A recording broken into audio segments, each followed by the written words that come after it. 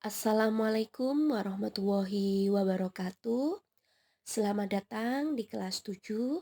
Semoga kalian dalam keadaan sehat dan semangat belajar. Bertemu di Mapel Bahasa Indonesia. Pertemuan kedua hari ini kita akan mulai dari bab 1 teks deskripsi. Subbab yang akan kita bahas adalah pengertian, ciri-ciri, dan jenis teks deskripsi.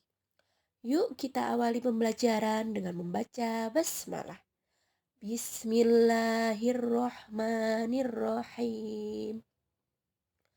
Silakan simak dengan baik ya videonya. Selamat belajar. Pernahkah kalian pergi ke tempat wisata? Bagaimana perasaan kalian ketika mengunjungi tempat tersebut? Apa saja yang kamu lihat di tempat tersebut?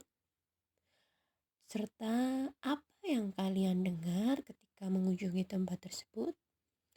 Kemudian apa yang kamu rasakan ketika berada di tempat tersebut? Nah, sebelum kalian menjawab pertanyaan itu, marilah kita lihat terlebih dahulu apa itu teks deskripsi. Apa itu teks deskripsi? Teks deskripsi adalah teks yang menggambarkan suatu objek atau keadaan tertentu berdasarkan sudut pandang pribadi penulisnya, sehingga pembacanya seolah-olah menyaksikan dan merasakan langsung suatu objek dengan sejelas-jelasnya atau secara terperinci. Nah, maksud dari pengertian tersebut adalah misalnya kalian mengunjungi suatu tempat dan di tempat tersebut kalian merasakan, melihat, dan mendengar semua kejadian di sana. Lalu ketika kalian sudah pulang, kalian menceritakan kepada keluarga kalian apa yang terjadi di sana. Nah, itu adalah contoh dari deskripsi. Selanjutnya adalah tujuan teks deskripsi. Tujuan teks deskripsi adalah menggambarkan suatu objek secara detail, sehingga membuat pembaca seakan-akan berada di tempat kejadian, ikut merasakan, mengalami, mendengar, dan melihat objek yang digambarkan tersebut.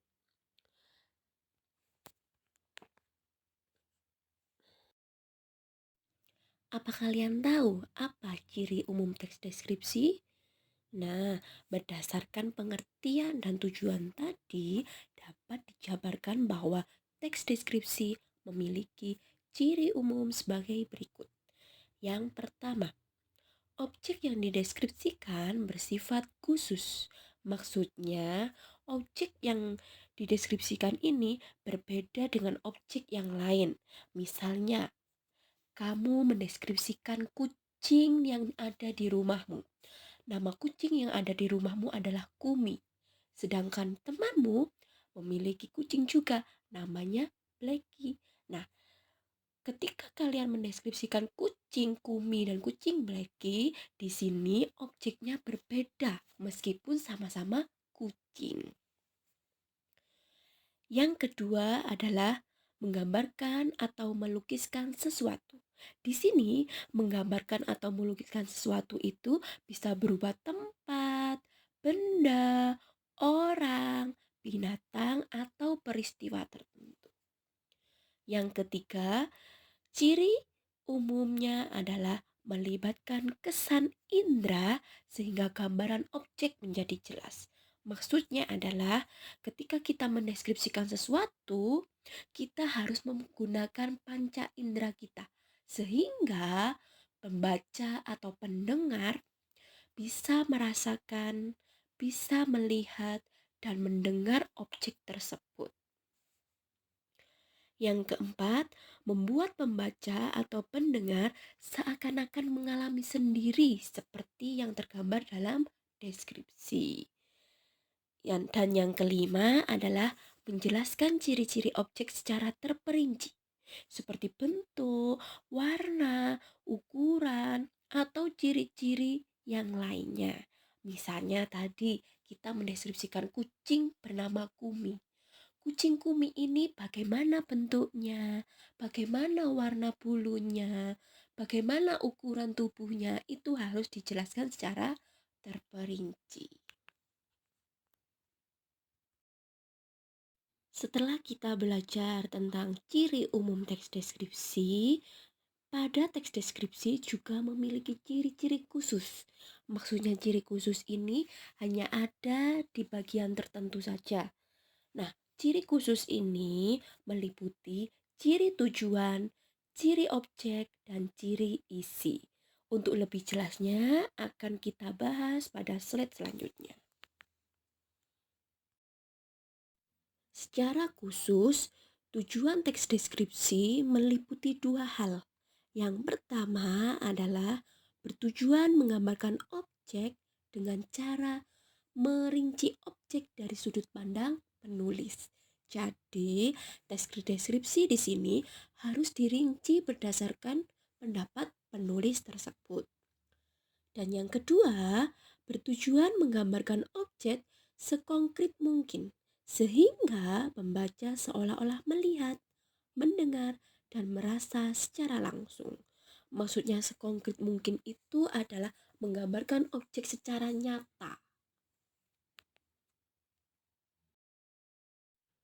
Ciri objek pada teks deskripsi adalah sebagai berikut. Yang pertama, objek pada teks deskripsi bersifat khusus. Maksudnya khusus adalah objek yang kita deskripsikan kemungkinan berbeda dengan objek pada teks yang lain. Dan yang kedua, objek bersifat pendapat personal. Maksudnya pendapat personal ini adalah pendapat pribadi penulis. Pendapat pribadi penulis ini biasanya tergambar pada judul teks deskripsi. Selanjutnya, ciri isi pada teks deskripsi meliputi yang pertama. Isi pada teks deskripsi diperinci menjadi perincian bagian-bagian objek. Maksudnya adalah ketika kita merinci objek, objek tersebut harus kita rinci tiap bagian-bagiannya. Misalnya, kita mendeskripsikan objek pantai Balik Kambang. Nah, ada apa saja di pantai Balik Kambang itu? Misalnya ada ombak yang bergemuruh, ada jembatan, ada pasir, ada banyak warung. Nah, itu harus kita rinci tiap bagian. Yang kedua, isi teks deskripsi menggambarkan secara konkret objek yang dideskripsikan. Artinya, objek yang digambarkan itu harus nyata, harus benar-benar ada. Yang ketiga, isi teks deskripsi bersifat personal. Maksudnya personal ini adalah bersifat pribadi, pendapat pribadi penulis dengan menggunakan kata-kata yang beremosi kuat. Maksudnya kata-kata beremosi kuat itu yang membuat pembaca semangat untuk membaca teks deskripsi tersebut. Setelah kita mempelajari tentang ciri dari teks deskripsi, sekarang kita berlanjut menuju jenis-jenis teks deskripsi. Jenis-jenis teks deskripsi yang akan kita bahas meliputi 3 macam. Berdasarkan bentuk, berdasarkan objek, dan berdasarkan pola paragraf teks deskripsi. Untuk lebih jelasnya, akan Bu Habibah jelaskan pada slide selanjutnya. Berdasarkan bentuknya, jenis teks deskripsi dibagi atas 2 macam. Yang pertama, teks deskripsi mandiri. Maksudnya mandiri di sini adalah teks deskripsi tersebut berdiri sendiri sebagai sebuah teks deskripsi. Yang kedua, teks deskripsi yang merupakan bagian dari teks yang lain. Jadi yang kedua ini Teks deskripsinya itu tidak berdiri sendiri, melainkan bagian dari teks yang lain. Bisa bagian dari cerpen, lagu, novel, ataupun yang lainnya. Berdasarkan objeknya, teks deskripsi dibagi menjadi 3 macam. Yang pertama, teks deskripsi tempat. Teks deskripsi tempat adalah teks yang menggambarkan, melukiskan tempat atau ruang terjadinya suatu kejadian. Contohnya, gedung perpustakaan itu tampak cukup bersih. Temboknya baru dicat sehingga tampak berkilau. Rak-rak buku berjajar rapi dalam gedung itu. Nah, di sini teks deskripsinya mendeskripsikan sebuah gedung perpustakaan. Yang kedua adalah teks deskripsi waktu. Teks deskripsi waktu adalah teks yang menggambarkan waktu atau suasana. Contohnya, pagi itu matahari masih belum terbit. Suasana masih terasa dingin. Waktu itu baru menunjukkan pukul 4 tepat. Nah, itu adalah contoh pendeskripsian waktu. Yang ketiga adalah teks deskripsi orang. Teks deskripsi orang adalah teks yang menggambarkan orang secara terinci. Di sini selain mendeskripsikan orang juga bisa benda atau hewan. Nah, contohnya, ayahku bernama Yanto. Ayah berpostur sedang, rambutnya sudah bertabur uban. Beliau berumur 56 tahun. Kulitnya kuning langsat. Walaupun sudah berusia lanjut, namun beliau sanggup berjalan sejauh 10 kilometer. Nah, di sini objek yang dideskripsikan adalah orang yang bernama ayahku. Maksudnya bukan namanya ayahku ya, tapi adalah ayahku yang bernama Yanto. Nah, di sini dijelaskan secara terinci bagaimana posturnya, rambutnya, umurnya, kulitnya, dan kekuatan fisiknya. Berdasarkan pola paragrafnya, paragraf deskripsi dibagi menjadi 2 jenis. Yang pertama, paragraf deskripsi sugestif atau subjektif. Paragraf ini adalah paragraf deskripsi yang ditulis berdasarkan pendapat pribadi sang penulis terhadap objek yang dideskripsikan. Jadi, ketika penulis mendeskripsikan objek, itu adalah hasil dari pemikirannya sendiri. Hasil dari pendapat pribadinya penulis sendiri. Yang kedua adalah paragraf deskripsi ekspositoris atau objektif. Paragraf deskripsi ini adalah paragraf yang ditulis berdasarkan fakta terhadap objek yang dideskripsikan. Jadi, untuk paragraf ekspositoris ini sesuai dengan kenyataan yang ada tentang objek tersebut.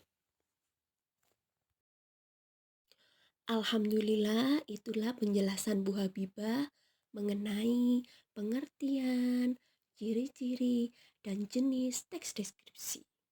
Sebelum Bu Habibah mengakhiri pertemuan hari ini, alangkah baiknya kita membahas tugas yang sudah kita kerjakan kemarin.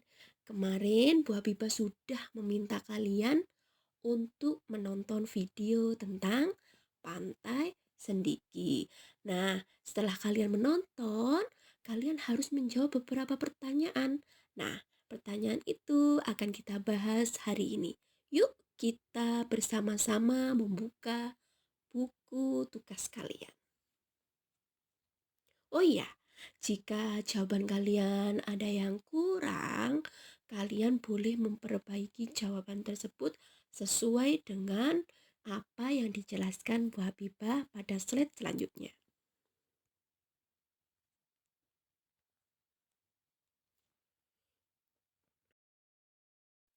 Nah, anak-anak, sebelum kita menjawab pertanyaan tersebut, Bu Habibah akan membacakan kembali pertanyaan-pertanyaan tentang Pantai Sendiki kemarin. Yang pertama, objek apa yang digambarkan pada video tersebut? Yang kedua, apa tujuan pembuat video menjelaskan objek tersebut? Yang ketiga, apa saja yang kamu lihat pada video tersebut? Yang keempat, apa saja yang kamu dengar pada video tersebut? Yang kelima, apa yang kamu rasakan ketika menonton video tersebut? Dan yang keenam, apa video tersebut termasuk dalam teks deskripsi? Jelaskan pendapatmu. Nah, kira-kira setelah kalian membaca, mendengar, melihat apa yang Bu Habibah jelaskan tadi, kira-kira bisa tidak kalian menyimpulkan jawaban dari soal ini? Nah, kita jawab bersama-sama yuk. Inilah jawaban dari soal tentang Pantai Sendiki. Yang pertama, objek yang digambarkan adalah Pantai Sendiki. Itu saja jawabannya. Yang kedua, tujuan membuat video itu adalah agar bisa membuat penonton seakan-akan berada di Pantai Sendiki, ikut merasakan, mengalami, mendengar, dan melihat keadaan di Pantai Sendiki. Yang ketiga, apa yang kamu lihat ketika menonton video tersebut? Di sini jawabannya banyak ya. Kalian bisa menulis beberapa saja. Hijaunya sawah yang menyejukkan mata, terdapat parkiran Pantai Sendiki, ombak bergulung-gulung, pasir yang sangat bersih, ayunan di pinggir pantai, hijaunya pepohonan, ada musola dan kamar mandi, terdapat banyak warung, rumah pohon, dan pemandangan pantai yang indah. Itu adalah beberapa hal yang bisa dilihat dari video tersebut. Selanjutnya yang keempat adalah yang bisa kita dengar di sana ada apa? Yang paling bisa didengar adalah suara gemuruh air laut, suara angin, tapi sedikit ya suara anginnya ya. Itu saja. Yang kelima, bagaimana perasaanmu ketika menonton video tersebut? Jelas, kalau bagi Bu Habibah itu sangat menyenangkan karena bisa merasakan suasana pantai yang sangat sejuk. Dan yang keenam, menurut kalian video tersebut termasuk teks deskripsi bukan?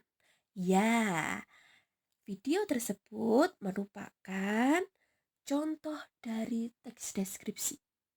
Kenapa disebut dengan teks deskripsi? Karena Pantai Sendiki ini dijelaskan secara detail dan rinci, sehingga penonton itu dapat melihat, mendengar, dan merasakan suasana di Pantai Sendiki. Itulah anak-anak jawabannya. Bagaimana jawaban kalian? Sudah benar semua apa belum? Kalau belum, kalian boleh memperbaiki jawaban tersebut sesuai dengan jawaban yang sudah Bu Habibah jelaskan. Alhamdulillahirabbil alamin. Demikian pembahasan Bu Habibah pada hari ini. Semoga video ini bermanfaat dan membantu pembelajaran kalian di rumah. Jika masih ada pertanyaan, silakan sampaikan di WA Group atau bisa menghubungi Bu Habibah. Terima kasih atas perhatiannya. Mohon maaf jika ada kesalahan. Bu Habibah akhiri. Wassalamualaikum warahmatullahi wabarakatuh. See you.